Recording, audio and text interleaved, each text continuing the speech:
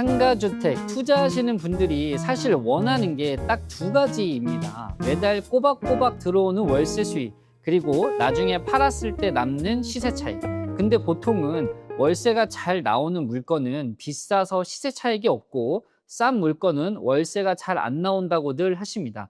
그게 맞는 말이기는 합니다. 오늘 이런 분들을 위해서 준비했는데요. 두 가지를 동시에 잡을 수 있는 물건은 진짜 있는 건지, 시세 차익이 생기는 물건엔 어떠한 특징들이 있는 건지, 반대로 절대 사면 안 되는 물건들은 어떤 건지 끝까지 보시면 좋은 물건과 나쁜 물건을 구분하는 눈이 생기실 겁니다. 먼저 첫 번째 질문입니다. 월세랑 시세 차익 두 가지를 동시에 잡을 수 있는 물건이 진짜 있나요? 있습니다. 다만 아무 물건이나 되는 건 아니고, 이 조건을 갖춘 물건이면 두 가지가 다 됩니다. 월세와 시세 차익을 동시에 챙기려면 물건이 두 가지 성격을 동시에 가지고 있어야 하는데요. 하나는 지금 당장 임대 수요가 있어서 공실 없이 월세가 나오는 것. 다른 하나는 앞으로 가격이 오를 수 있는 성장 가능성이 있는 것입니다. 이 두 가지가 겹치는 물건의 특징을 딱 세 줄로 정리하면 이렇습니다. 현재 임대 수요가 탄탄한 생활권 입지에 있고, 주변에 개발 호재나 인프라 확충 계획이 있으면 현재 가격이 주변 시세보다 저평가되어 있는 물건입니다. 이 세 가지가 다 갖춰진 물건은 드뭅니다. 근데 두 가지만 갖춰도 충분히 좋은 물건이 될 수 있습니다. 월세는 잘 나오는데 시세 차이 가능성이 낮은 물건은 안정적인 현금 흐름형 투자에 맞고, 지금 월세가 조금 부족해도 개발 호재로 가격 상승이 보이는 물건은 성장형 투자에 맞습니다. 내 투자 목적에 따라서 어느 쪽에 더 비중을 둘지가 달라지는 거죠. 자, 실제로 이런 물건을 찾는 게 쉽지는 않습니다. 그래서 경매 시장에서 기회가 생기는 겁니다. 일반 매매 시장에선 이미 가격이 반영돼 있지만, 경매에서는 권리관계가 복잡하거나 노후화로 인해 저평가된 채로 나오는 물건들이 있습니다. 그 안에서 이 조건에 맞는 물건을 골라내는 게 바로 핵심 실력이라는 거죠. 두 번째 질문입니다. 월세 수익이 잘 나오는 상가주택, 어떤 입지 조건을 봐야 하나요? 라는 질문입니다. 입지가 중요하다는 말은 누구나 합니다. 근데 막상 어떤 입지냐라고 물으면 막히는 분들이 많거든요. 이 세 가지 입지 조건만 보시면 좋을 것 같습니다. 첫 번째는요, 역세권 또는 버스 환승 중심지입니다.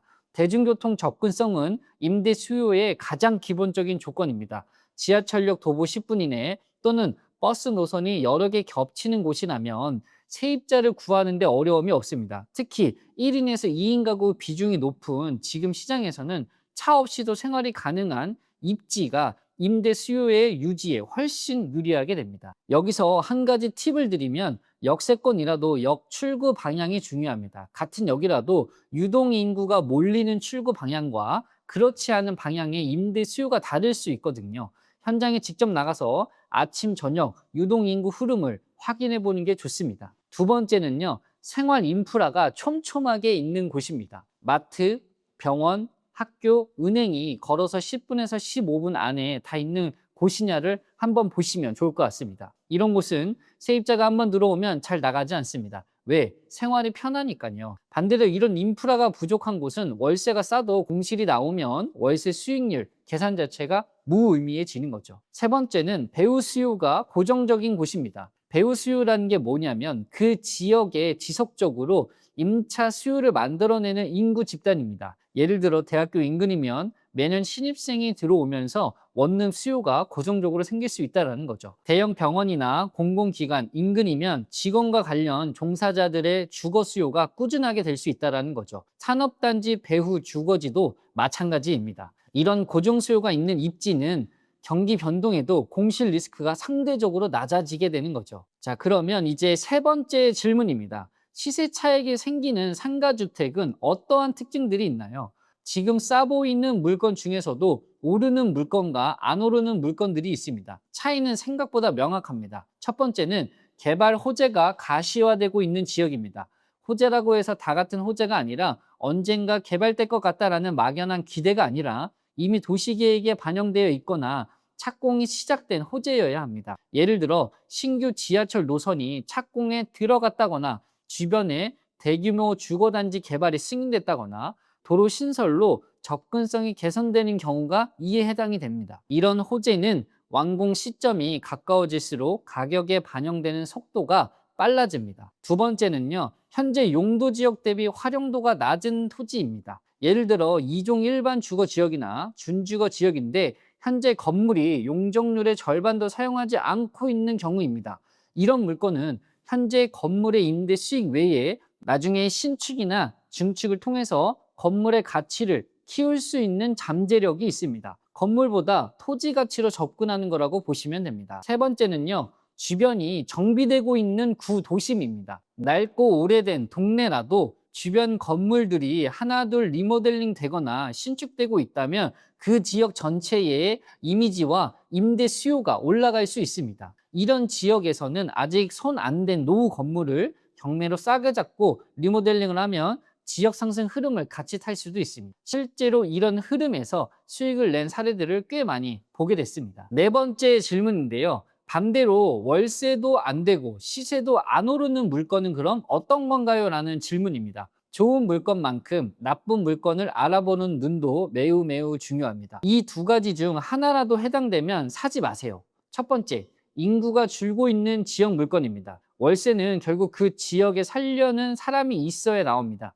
인구가 줄고 있는 지역은 임대 수요가 같이 줄어들게 되고 지금 당장 세입자가 있어도 5년 뒤엔 공실이 늘어날 가능성이 매우 높습니다. 통계청 인구 데이터나 행정안전부 주민등록 통계에 해당 시군구의 인구 추이를 꼭 확인하세요. 최근 3년간 꾸준히 인구가 감소하고 있는 지역은 아무리 싸도 신중하게 접근하셔야 합니다. 두 번째는요, 도로 여건이 나쁘고 개발 가능성이 없는 맹지성 물건입니다. 도로에 제대로 접하지 않은 토지나 4m 미만 도로에 붙어 있는 건물은 건축 행위 자체가 제한되어 있습니다. 신축이나 중축이 어렵다는 건 건물의 가치를 키울 방법이 없다라는 뜻이라는 거죠. 현재 건물 상태 그대로 임대 수익만 뽑다가 건물이 노후화되면 매각도 어려워질 수 있습니다. 등기부등본과 함께 토지 이용 계획 확인원에서 도로 접도 여건과 용도 지역을 반드시 확인하셔야 됩니다. 이 두 가지에 해당하는 물건은 아무리 낙찰가가 싸 보여도 장기적으로는 손해입니다. 싸게 사서 비싸게 팔 수 있는 구조가 아니기 때문입니다. 다섯 번째 질문입니다. 이런 좋은 물건, 그럼 지금 시장에서 찾을 수 있는 건가요? 라는 질문입니다. 좋은 물건은 이미 다들 알고 있지 않나요?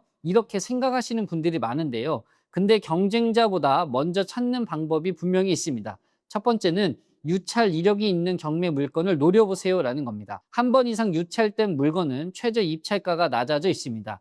유찰 이유가 권리 분석이 복잡하거나 임차인 문제라면 그걸 분석해서 해결 가능한 물건인지 판단할 수 있는 사람에게는 오히려 기회가 될 수 있다는 거죠. 경쟁자들이 겁먹고 빠진 자리에서 제대로 분석한 사람이 좋은 가격에 가져가는 구조입니다. 두 번째는 개발 호재 지역을 먼저 지도에 그려두고 그 안에서 물건을 찾으라는 겁니다. 국토교통부 도시계획 포털이라든가 각 지자체 도시계획 정보 시스템에 들어가 보면 신규 도로계획이나 개발구역 지정 현황을 확인해 볼 수 있습니다. 이 정보를 바탕으로 향후 5년 안에 개발이 가시화될 지역을 먼저 압축해 두고 그 안에서 경매 물건을 찾는 겁니다. 순서가 반대인 사람들보다 훨씬 유리한 위치에서 시작할 수 있다는 거죠. 세 번째는요, 꾸준히 물건을 보는 게 가장 강력한 방법입니다.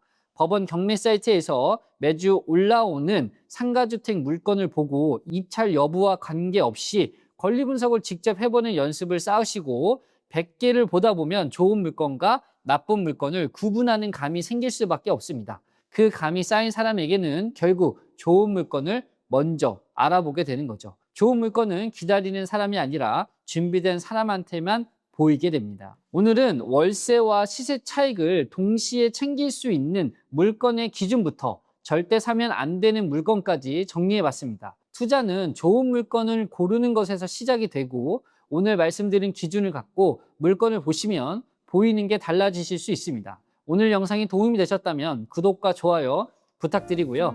같이 건물 경매 공부하시는 카톡방 만들어 놨습니다. 경매로 건물주 되고 싶다 하시는 분들은 이 카톡방에 들어오셔서 저랑 같이 공부하시면 좋을 것 같습니다. 상가주택 경매 관련해서 더 궁금하신 게 있으면 댓글로 남겨주세요. 다음 영상에서 답변 드릴 수 있도록 하겠습니다.